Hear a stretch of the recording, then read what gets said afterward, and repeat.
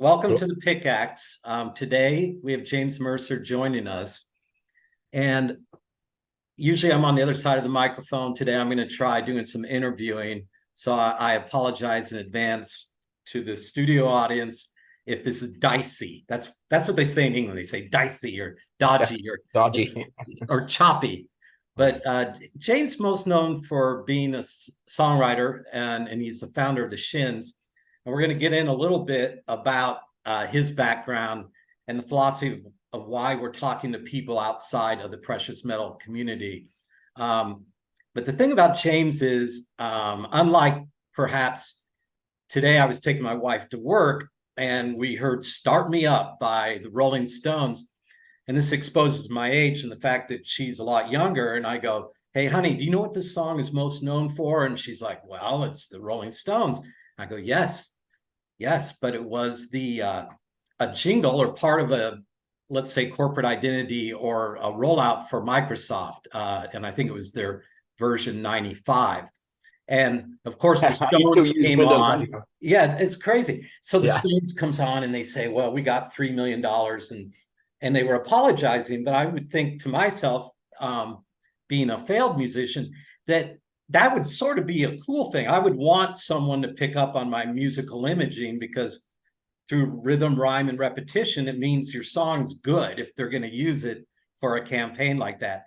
So when I think of James Mercer, he may not be that sort of household name that some of the gold and silver stackers know about, but if you've ever been into a hip coffee shop, a natural food store like Whole Foods, any Euro jazz lounge, or any place, you can't go for more than 45 minutes without hearing one or two of your songs, James. And I always stream you when I'm working out. Hopefully, I don't know if they're robbing you on those credits or royalties, but he's written songs as New Slang, Phantom Limb, Simple Song, Australia. How many albums are you up to now, James? We've done 5 Shins records, and then I did a like alternate version of one of the records, and they counted that as 6, but I don't really count that. But I'm working on my what I consider the 6th Shins record now. Okay. And besides that, for Yeah, those of us Broken who love Bells. humor, James has also been in, Portlandia, featured in quite a few indie film projects. And And there's a lot of people out there who like Broken Bells more than the Shins, so that's my partnership with Danger Mouse that we do. that's true.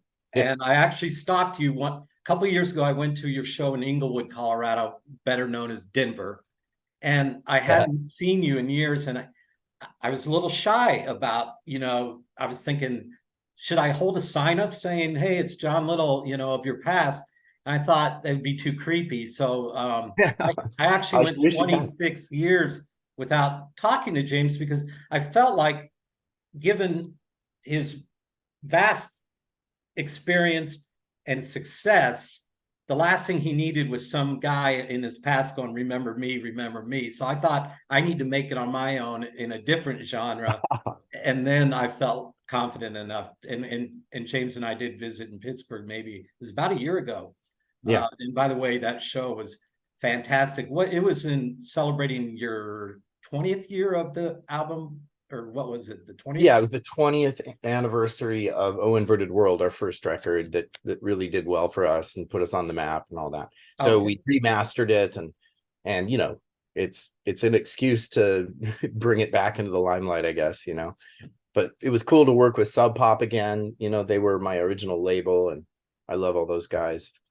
Well, they love you too. And there's guys that at Sub Pop still, I think I saw Mudhoney in Santa Fe. They were Oh, touring really? with Meat Puppets, yeah, of all people. Oh, how cool. That would It have was been in a so. small, James, it was like the size of, I don't know, you remember playing maybe Golden West or Dingo, about that Sure. size. Yeah. And Yeah. Mudhoney just killed it. Meat Puppets had some issues with some of their members are getting you know what, I'm going to keep this positive. It was a great show. But Yeah. I do know that the guys at Sub Pop, some of the musicians actually work in the merch department and Oh, actually yeah. will Sure. mail out the shirts and everything. Yeah, when we started working with them, yeah, there were, Yeah, people from Mudhoney working there and stuff like that, you know. Yeah. So It's, yeah, I saw the tour, Oh Inverted World. It was spectacular. And just for everyone to know that's watching this, one thing about James and his unique style of writing is he has this unique way of creating this infectious song through the use of, rhyme, repetition, and these infectious hooks that I don't think I've ever been to a show, James, where the entire audience knows the words and the melodies to your song and are fairly decent at staying on tune. It wasn't like they were just drunk, yeah. sailors singing some Yeah. national song like pirates on a ship. They were actually they're educated people in terms of having some musical acumen. And I've been on your Reddit page too. And we use Reddit to fuel our Wall Street Silver and some of Mhm. our other subs. And you have this enormously loyal fan base. And I've seen even kids that'll play along to, like, the bass line in Australia is not the easiest bass line. And have Yeah. you seen any of those videos of the kids playing your songs? I've seen certain videos in the past. I'm not sure if it was specifically Australia, but I remember writing that bass line and being pretty proud of it, I guess, you know. Yeah. And I'm not really a bass player, but I love playing bass, but I love melodic bass lines for sure. Yeah, good. I mean, I do So too. that's great. If bass players are out there learning it, that says something. That's pretty cool. Well, it's neat that they're posting it and it's Yeah. sort of just a hats off to you for just having that sparking the imagination and someone putting in, hours of work and they really do a good job of nailing that I'm baseline. sure they do it better than I did. So you just said something that I picked up on. It sounded like you said back when you were on Sub Pop. Yeah. Where are you now, or are you sort Well, of okay? Give us an idea of what's going on now. so I fulfilled the original contract with Sub Pop, which was 3 records. It was like 2 with an option, I think, and they opted for the third. So then that was done. And, in talking to my manager and stuff, we decided, well, maybe let's try another label. Let's see what's out there. Let's see what people are offering, like you do. And so we ended up on Columbia Records, because Ian, my manager, had developed a pretty good relationship with them, working with other bands, and they were great, and it was really cool. And so we fulfilled the 2 record obligation that we contracted with them. And so now I don't have a label. Now I'm basically a free agent. And so I'm going to record this record and then I guess shop it around. I mean, in the back of my mind, I'm like, it'd be really cool to be back on Sub Pop, but that'll be a decision that we make together and with my manager and all that. That's real interesting, and it's quite you did get a start before we had things like streaming services and the way we consume Yeah. media. I mean, can you tell people what it was like perhaps playing when there wasn't Yeah. Twitter or Facebook? Did you use flyers? What did you use? I mean, it was tough, but I put out a 7-inch that I just, did myself, recorded on a 4-track, and then, put it to DAT. And then I sent the DAT tape off to Darla. Remember that vinyl pressing company, Darla? And they made 500 of them for me. And so I had this 7-inch. And so I sent that around. I sent it to K Records and they liked it and they put it in their catalog. So that started to kind of do something, but it was a really garagey sort of 7-inch. It was kind of it was different than the stuff that we ended up being known for. I think at that time I was really wanting to, I guess I was really into kind of garage music and just the idea of like DIY pop music from the 60s. Right. And so I was going for that. And I remember at that time, we were just a 2-piece. It was me with guitar and then singing, and then Jesse was drumming. So we ended up opening for Guided by Voices. which was a really cool thing that would happen in Albuquerque, because these bigger bands, they'd come through and they just need gas money basically, so they'll play Albuquerque, you know, and then you get to open up for these big bands. It was so cool. So we did that, and then a few months later, I forget what's the name of the guy who's the singer for Guided by Voices. Pollard. Pollard. Pollard. Yeah, Bob Pollard. He said, they asked him, you know, are there any other bands out there that are like, you know, DIY rock and roll like you guys? And he said, yeah, there's a band in Albuquerque called the Shins, and they opened up for us and they were great. That was our first moment of notoriety. Wow. Yeah, I actually, that show was at the Launchpad. I remember it. I remember Robert Pollard's, you know, kicks. Yeah, right. And his and the case of beer that he always had on ice. Yes, and I think they, you know, I wondered about some of that, like maybe there's some water in there because no one could have. I hope so. Yeah, I hope so too. As otherwise, I believe their guitars had like Jack Daniels, and I think that's iced tea. I know that's iced tea, but yeah, you know, it's funny. Pardon me. Well, that was just a great period. It was really cool because there was this burgeoning, you know, new idea that we, you know, some sort of classic rock and roll style aesthetic was kind of popping up. And I think it kind of leads into things like the Strokes and bands that ended up being hugely famous, you know. Well, the Shins are, I would argue, are more hugely famous. But we don't want to get into the hierarchy. That's the problem with gold and silver people. We're always thinking of value and stuff. So don't let me do that to you, because speaking of the hierarchy, I do have to segue here, because there's this silly thing called the Rock and Roll Hall of Fame, and it's all the hierarchy. And I've never been there. Oh, geez. It's, well, you know, you said just a second ago, you were talking about the British pop sound, and that made me think, you know, when I hear some of your earlier stuff, I do hear that, you know, and don't take this the wrong way, but one of the most underrated bands of all time were probably the Bee Gees. And prior to the disco sound, they were, you know, them and the Association, they were just so early. Kinks, another underrated band, of course. Yeah. I don't understand that. But back to the Rock and Roll Hall of Fame, I did take my son Soren there. He wanted to see it. And what was odd is there are exhibits missing by like Queen and the Who and Zeppelin and even Kiss. I thought for sure, you know, I just couldn't believe. Now they have been inducted into the Hall of Fame. I'm just saying their exhibits weren't there.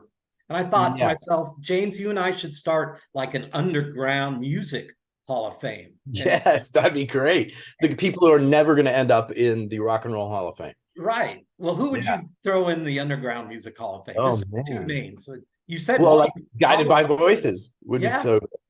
That song, the album B1000 is great. Blimsko 90, I think, is the song. Brilliant. They just have tons of great songs. Or like Cocteau Twins are, in my mind, this mammoth thing. I don't know if they're in the Rock and Roll Hall of Fame. Yeah, I think the Cranberries stole their sound a little bit. Maybe there you go. So then it's over. See, now Cranberries will be inducted. Yeah, they're gonna get their version of Zombie was.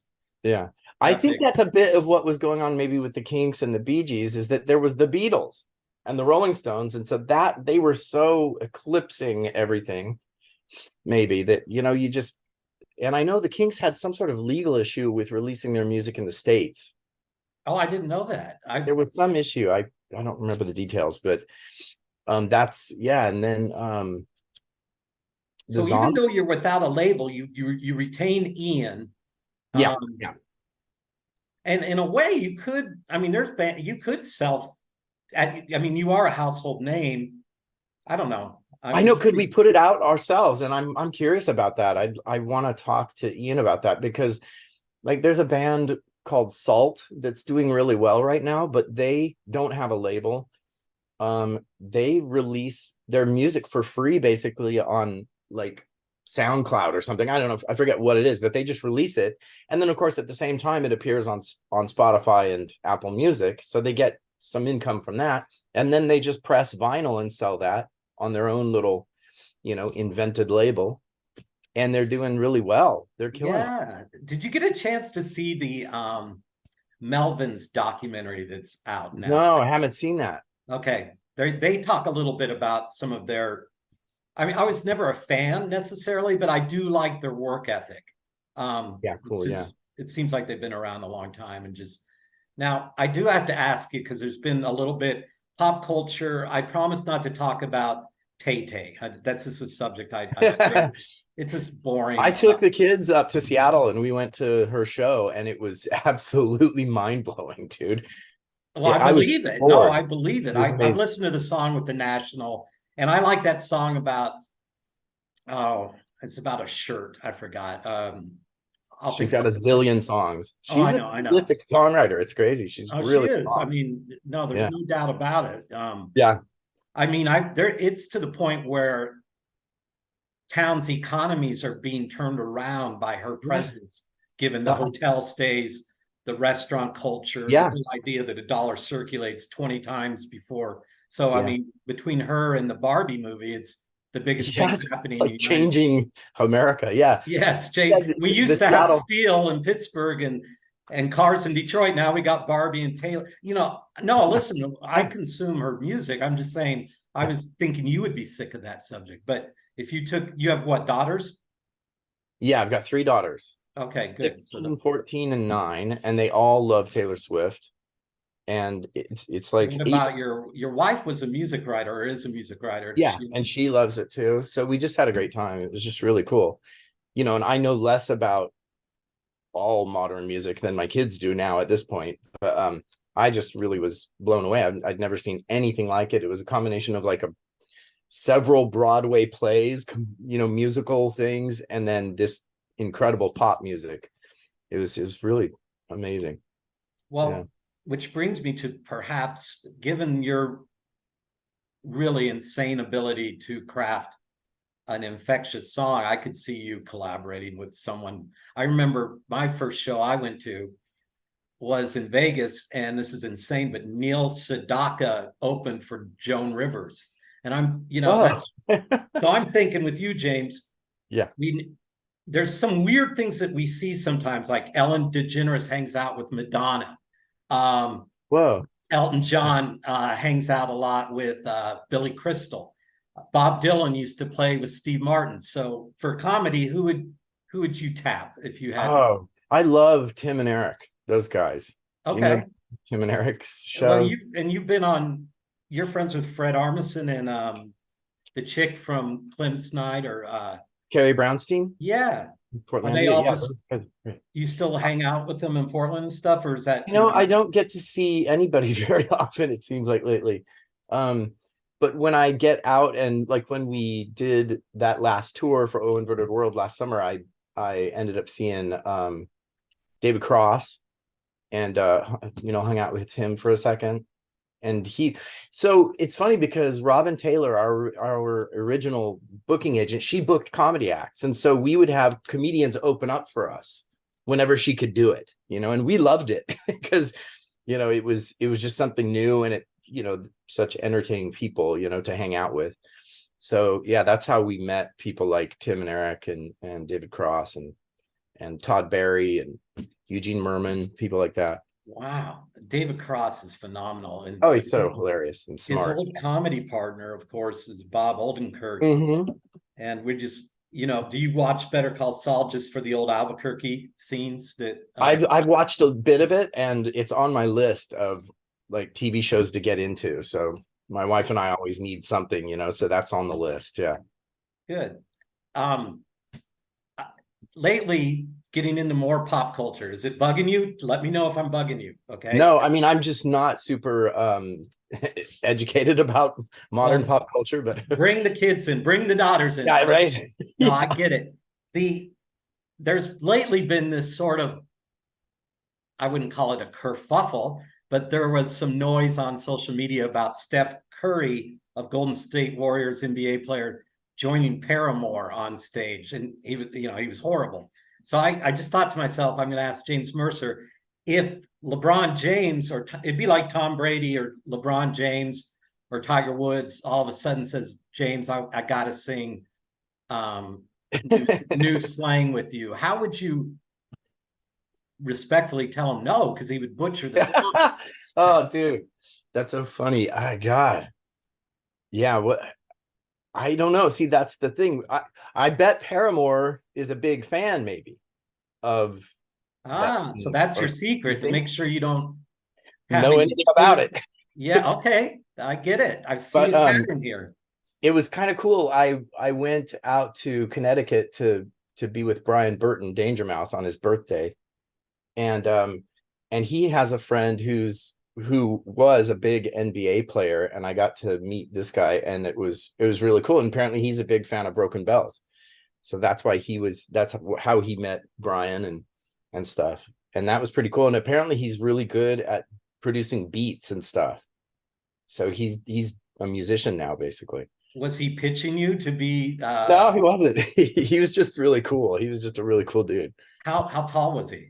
Like Extremely tall. okay.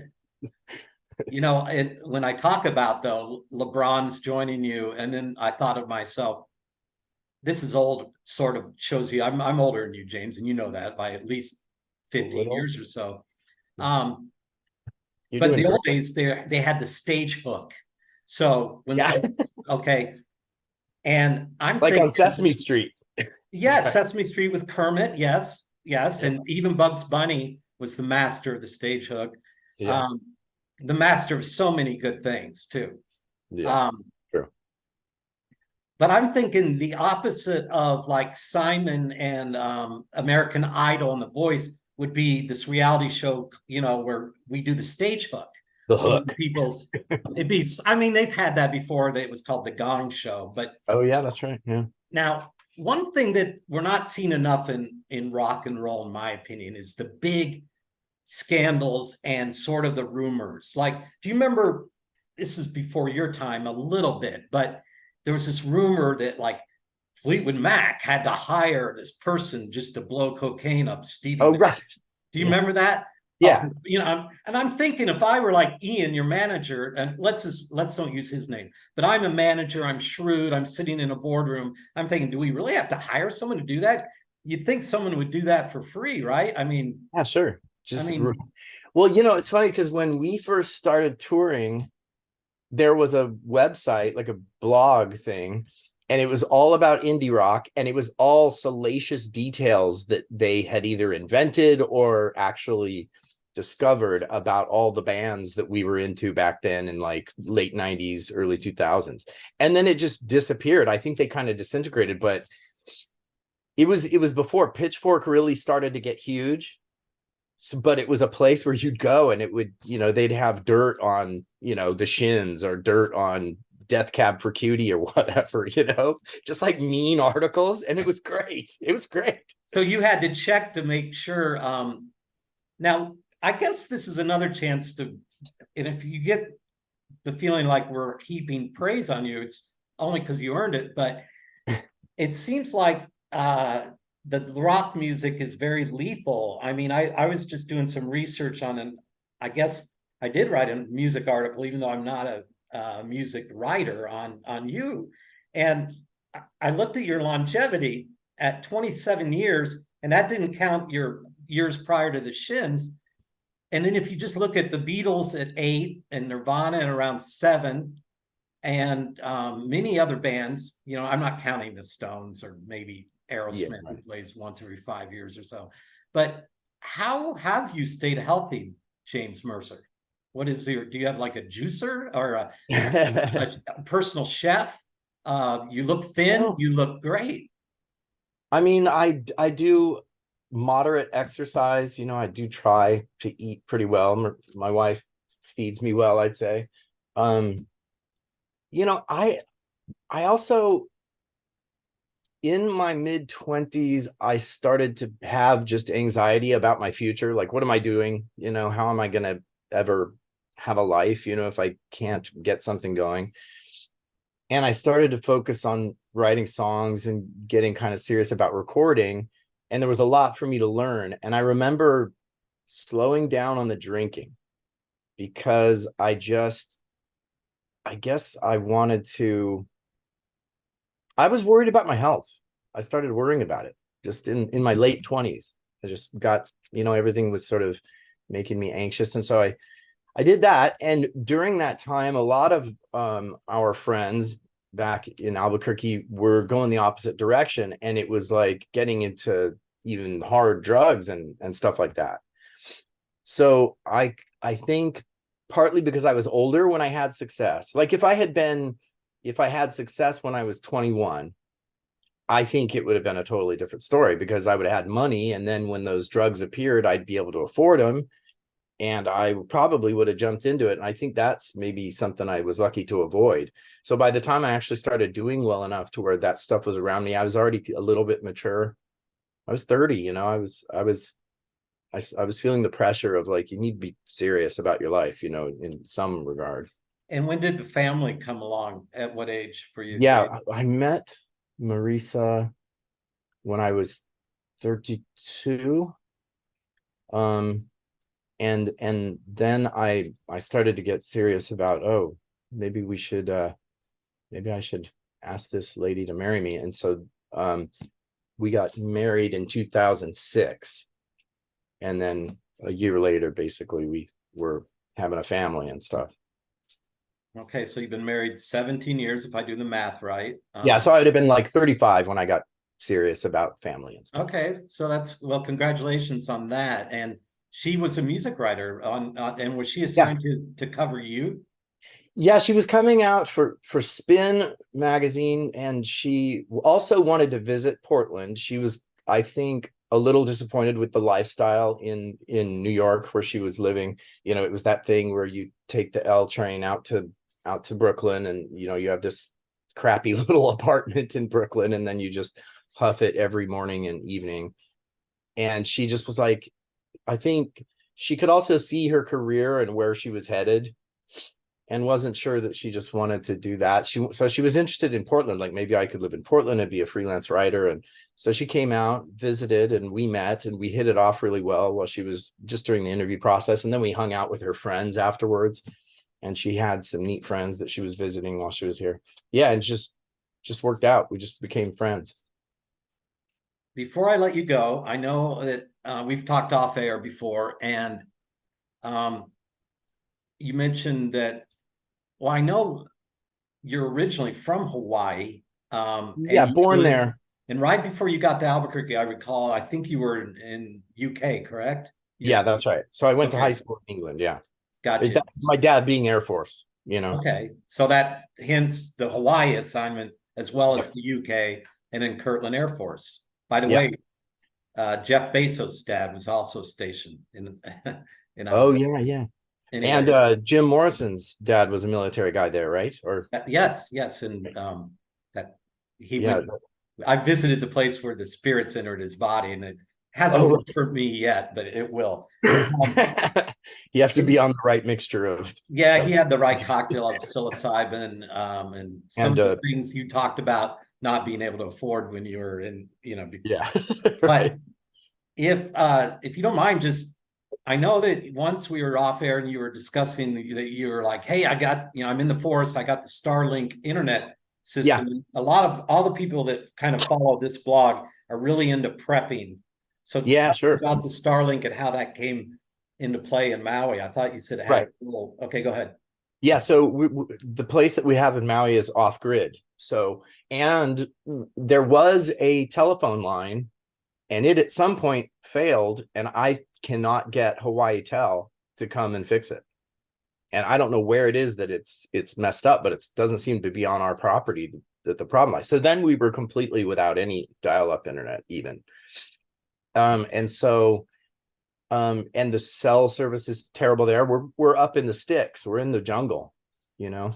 And so I just read about Starlink, and I'm kind of fascinated with that new sort of technology stuff and Elon Musk's whole story and the possibilities of the future, what this could mean for rural communities, I guess, everywhere. Anyway, so I was excited to try it, went ahead and went online. It's fairly easy, you know, to buy it. It was around $500 for the system, and then you pay $100 ish a month, and it just fucking worked perfectly, man. It was like completely automatic, handled itself. It's really like amazing how you plug it in and then it just turns on and moves and finds the satellites and calibrates itself and everything. So, and it just worked great. It was just a dream. So for a while there, you may have been the only place in Maui that had internet. Yeah, there's other people with Starlink for sure on Maui. Right. Because Okay. it's known there, this stuff works. Yeah. And the last question is, which is going to be a bit silly and sort of almost going back to the Stevie Nicks thing, because I'm sort of a degenerate, and a happily married degenerate. But yeah. you, before you got married, you had to. Do you remember the album by Liz Phair, "Exile in Guyville"? Oh yeah, yeah, great. You know the song "Hot White Come." I mean, I vaguely remember that existing. Yeah. Yeah. Okay. It seems to me like it's just, if I were into marketing and if I was like sitting in a boardroom, I'm just be like, Liz, you got to do a song about just, Yeah. Hot white cum. how much you love hot white cum. It's the best marketing plan ever, really. I mean, it seems like low hanging fruit. Sex does sell. And anyway, with that, you're very sexy, James Mercer.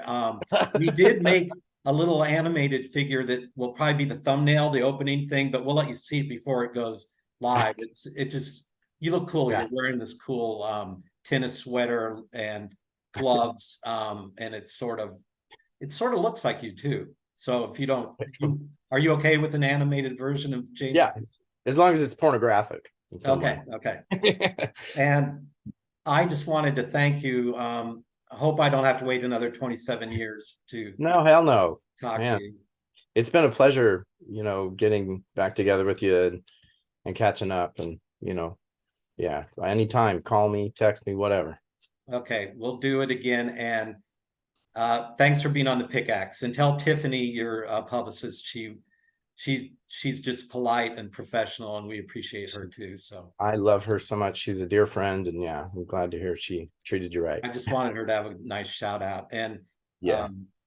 Oh, that song is by Taylor Swift. No, I forgot it. I'll send it to you. You know what's a great one that I love is The Man. I think, is it called The Man? If I were a man, I'd be the man.